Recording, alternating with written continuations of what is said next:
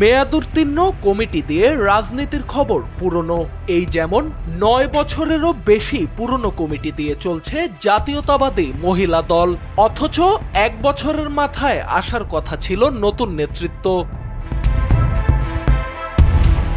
২০১৬ সালের সেপ্টেম্বরে বিএনপির স্থায়ী কমিটির সদস্য মির্জা আব্বাসের সহধর্মিণী আফরোজা আব্বাসকে সভাপতি ও সুলতানা আহমেদকে সাধারণ সম্পাদক করে মহিলা দলের ৫ সদস্যের আংশিক কমিটি ঘোষণা করা হয়। পরে ২০১৯ সালের ৪ এপ্রিল ২৬৫ সদস্যের পূর্ণাঙ্গ কমিটি দেয়া হয়। বছরের পর বছর পার হলেও নতুন কমিটি নিয়ে নেই কোনো আলোচনা। তবে মেয়াদবিহীন এই কমিটিতেই গত ডিসেম্বরে আরো কয়েকজনকে নতুন করে পদ দেয় বিএনপি। RICL TMX, যুগের পর যুগ স্থাপনা থাকে মজবুত।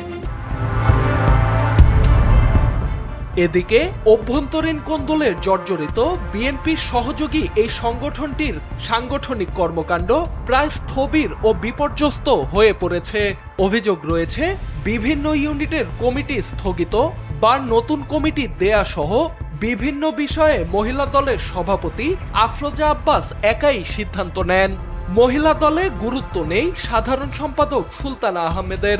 সভাপতি ও সাধারণ সম্পাদক গ্রুপের কোন্দলে প্রায়ই সমালোচনায় থাকে মহিলা দল। যতই দিন যাচ্ছে ততই তাদের মধ্যে গ্রুপিং ও অভ্যন্তরীণ কোন্দল বৃদ্ধি পাচ্ছে, এমনকি মারামারির ঘটনাও ঘটেছে একাধিকবার।